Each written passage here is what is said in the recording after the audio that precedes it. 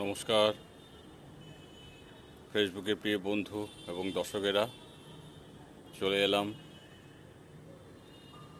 সামনেই আমাদের 15 আগস্ট। সেদিন আমাদের ভারতবর্ষ স্বাধীন হয়েছিল 1947 সাল। আমাদের ভারতবর্ষ, আমাদের স্বাধীনতার দিবস।